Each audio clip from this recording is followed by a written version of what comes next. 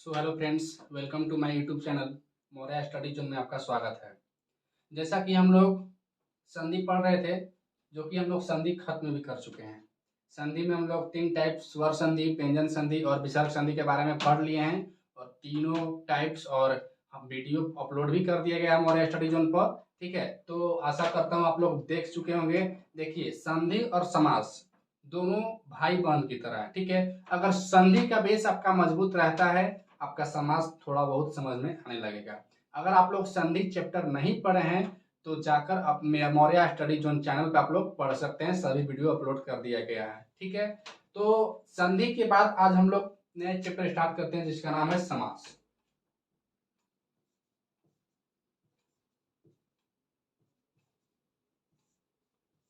समास, ठीक है। तो अगर इसकी डिफिनेशन की बात करें, समास क्या है, ठीक है। सबसे मतलब आपके एग्जाम की दृष्टि से संधि, समास और प्रत्यय, ये 3 चैप्टर ऐसा है जिससे बहुत सारे ऑब्जेक्टिव आपके एग्जाम सेंटर पे या एग्जाम हॉल में आपको देखने को मिलेंगे। ठीक है, तो अगर बात करें समास, तो समास का शाब्दिक अर्थ का मतलब, शाब्दिक अर्थ जो होता है उसे संक्षेप बोलते हैं।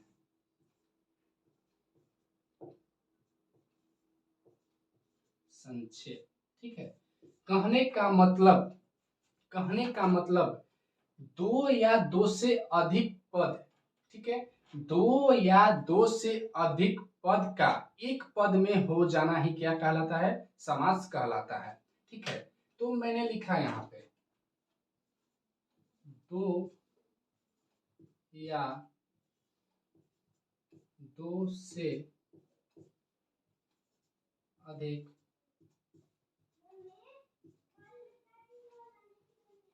पद का एक पद, एक पद हो जाना ही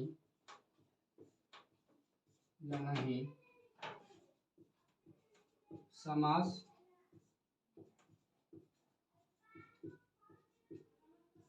कहलाता है। ठीक है, मैंने बोर्ड पे लिखा दो या दो से अधिक पद का एक पद हो जाना ही क्या कहलाता है, समास कहलाता है। ठीक है, तो अभी आपको समझ में उतना नहीं आया होगा, बोलेंगे सर क्या लिखे, हमको समझ में नहीं आया। ठीक है, तो एक ऐसा एग्जाम्पल देकर हम समझाने की कोशिश करते हैं, तो उम्मीद करूंगा आपको भी समझ में आएगा। ठीक है, मैंने एक बोर्ड पे लिखा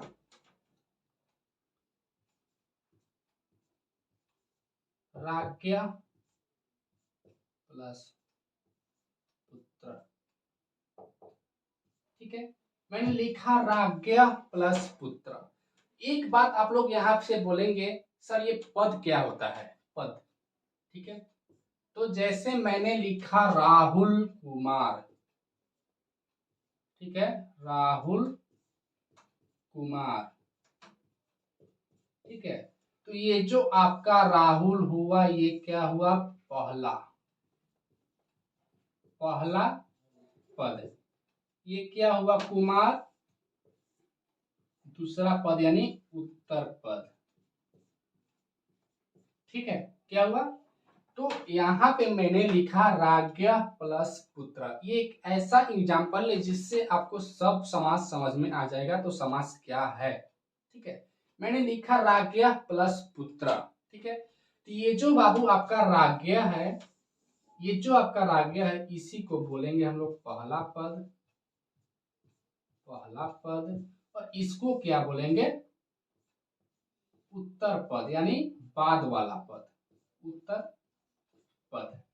ठीक है, क्या, पहला पद और उत्तर पद, यही आपका पद हुआ। तो मैंने लिखा दो या दो से अधिक पद का एक पद हो जाना ही क्या कहलाता है, समास कहलाता है। ठीक है, अब आगे देखते हैं।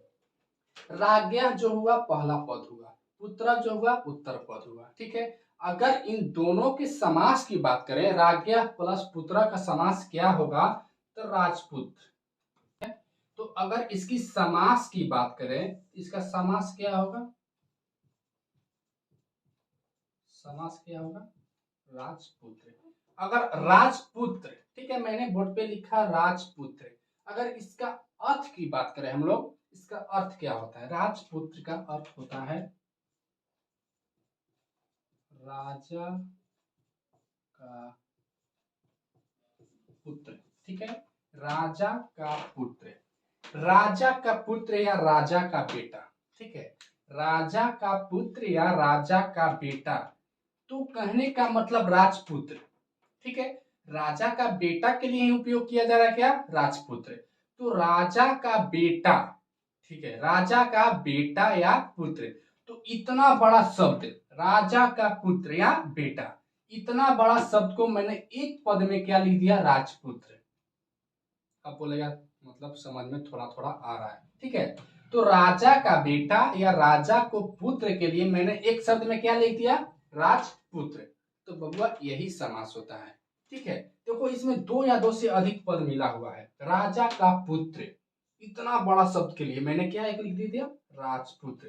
तो यही समास है। अगर इसकी विग्रह की बात करें तो राजपुत्र का विग्रह क्या हुआ, तो बाबू इसे हम लोग क्या बोलते हैं, विग्रह, ठीक है।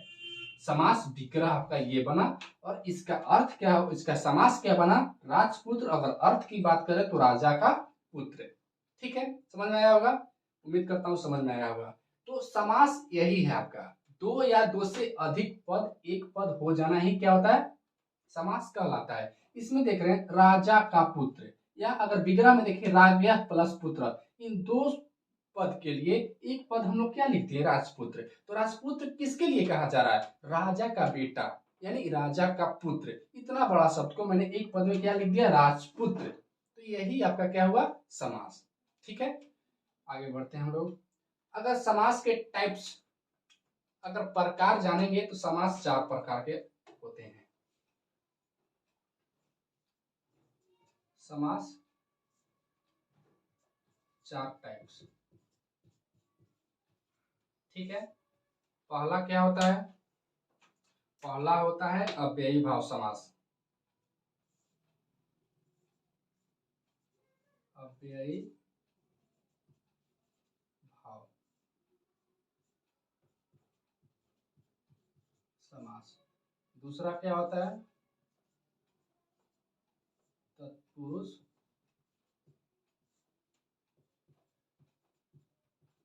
समास। तीसरा क्या होता है, द्वंद्व, द्वंद्व समास। चौथा क्या होता है, बहुव्रीहि, बहुव्रीहि समास, ठीक है। मुख्यतः चार प्रकार के आपको समास होते हैं। पहला अव्ययी भाव समास, दूसरा तत्पुरुष समास, तीसरा द्वंद्व समास, और चौथा बहुव्रीहि समास, ठीक है। लेकिन इस तत्पुरुष समास के भी दो भेद होते हैं, इस तत्पुरुष समास के भी दो भेद होते हैं। पहला क्या होता है, कर्मधारय समास, कर्मधारय समास। दूसरा क्या होता है, द्विगु समास, द्विगु समास, ठीक है। तो इस प्रकार मिला के समास कितने हो गए, 1 2 3 4 5 और 6, ठीक है। वास्तव रूप में समास आपके चार प्रकार के होते हैं, अव्ययी भाव, तत्पुरुष, द्वंद्व और बहुव्रीहि। लेकिन तत्पुरुष समास के दो भेद होते हैं, पहला कर्मधारय और दूसरा द्विगु समास, ठीक है। तो हमने जाना समास कितने प्रकार के होते हैं, तो मुख्यतः चार प्रकार के होते हैं, लेकिन तत्पुरुष समास का दो भेद होता है, क्या, कर्मधारय और द्विगु। इस प्रकार समास कितने प्रकार के हो जाते हैं, 6 प्रकार के, ठीक है। तो हमने पहला समास अव्ययी भाव समास लिया, ठीक है, अव्ययी भाव समास। तो अव्ययी भाव देखने से ही लग रहा है जो ये अव्यय, अव्यय से कुछ मिला हुआ लग रहा है, क्या लग रहा है, अव्यय, ठीक है, लग रहा है ना कुछ अव्यय। तो बहुत बच्चों को दिक्कत होगा अव्यय होता क्या है। अव्यय बाबू वैसे शब्द होते हैं जो लिंग, पुरुष और वचन, ठीक है, लिंग, पुरुष और वचन के बाद भी अपना अर्थ क्या करे, ना बदले। जैसे कुत्र मतलब कहाँ, ठीक है, यथा मतलब जैसे, ठीक है, उप मतलब समीप, ये सब अव्यय हुआ। कहाँ, धीरे धीरे, वहां, क्यों, ठीक है, ये सब क्या हुआ, अव्यय हुआ। तो देखिए अव्ययी भाव समास का अगर डिफिनेशन की बात करें तो डिफिनेशन इसका क्या होगा, इसमें इसमें पूर्व पद की प्रधानता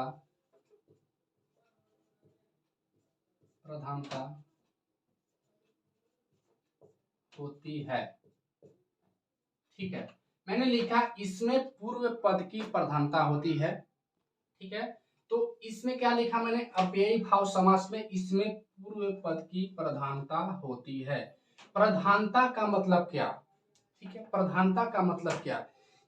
निश्चित तौर पर प्रधानता का मतलब प्रधान, गांव से याद करो, प्रधान। ठीक है, प्रधान। तो देखो, अगर मैंने कहा, एक मैंने शहर का नाम लिया पटना। ठीक है, पटना। ठीक है, पटना एक शहर का नाम लिया, और दूसरे साइड मैंने लिया दिल्ली। ठीक है, दूसरे साइड क्या लिया मैंने, दिल्ली। ठीक है, तो पटना और दिल्ली दोनों शहर है, दोनों भारत में है, वास्तविक है, ये तो आप लोग जानते होंगे। तो देखिए, पटना का एक शहर का नाम ले और दिल्ली शहर का नाम ले, दोनों में हमारा मायने क्या रखता है, दिल्ली, क्योंकि ये बड़ा शहर है और भारत की राजधानी भी है। ये आप लोग समझ रहे हैं। तो मैंने दिल्ली पे ज्यादा फोकस किया, दिल्ली की ज्यादा प्रधानता है पटना की अपेक्षा। ठीक है, पटना की अपेक्षा क्या है, दिल्ली की ज्यादा प्रधानता है, क्योंकि हमारे देश की राजधानी भी है और एक बड़ा शहर के रूप में है। ठीक है, और इसमें मैंने बोला अव्ययी भाव समास में इसमें पूर्व पद की प्रधानता होती है, मतलब इसमें जो पहला पद होगा वही प्रधान होगा, उसकी ही वैल्यू होगी, बाकी दूसरा पद की वैल्यू नहीं होगी। कहने का मतलब, समझाने का मतलब मेरा ये है। ठीक है, तो मैंने उसमें बताया था क्या, राग्या पुत्र, एक टिप मैंने बताया था। ठीक है, राग्या प्लस पुत्र मैंने स्टार्टिंग में बताया। तो ये जो राज्ञा पुत्र, इसमें जो दो पद हुए, पहला पद और उत्तर पद, तो इसमें पहला पद मतलब इसका इसका अव्ययी भाव समास में इसकी प्रधानता होगी, इसकी वैल्यू दी जाएगी, हमको इससे मतलब नहीं रहेगा। ठीक है, अव्ययी भाव समास आपको ये बताता है कि इसमें पूर्व पद मतलब पहले वाले पद मतलब इसका प्रधानता होती है। और एक तो और बात क्या है, इसमें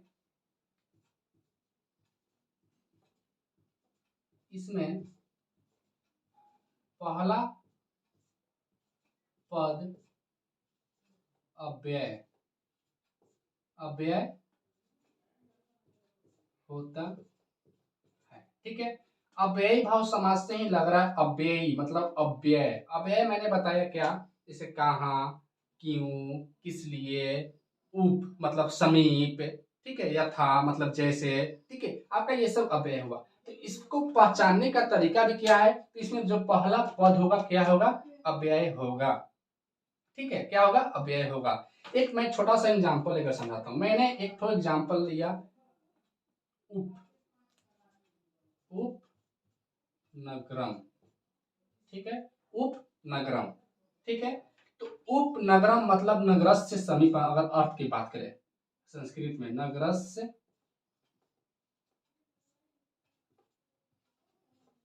समीपम, इसका अर्थ की बात करें तो क्या होगा, नगर के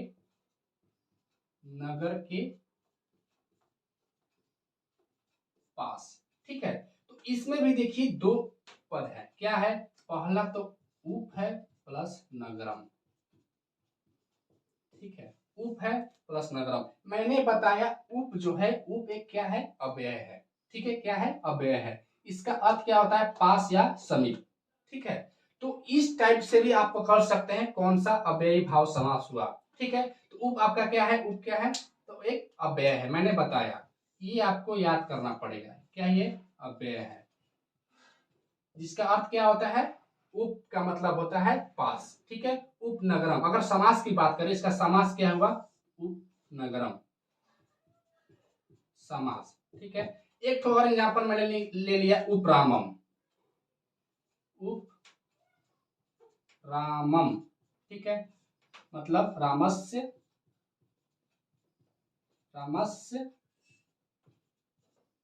समीपम, मतलब राम के पास।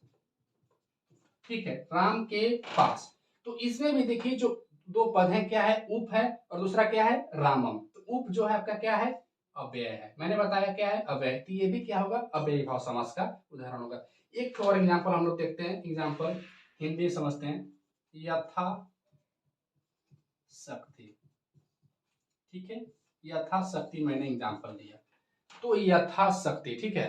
देखिए यथा का मैंने बताया क्या क्या होता है, यथा भी क्या है, अव्यय है। शक्ति, देखिए इसमें पहला पद कैसे प्रधान होता है ये समझिए।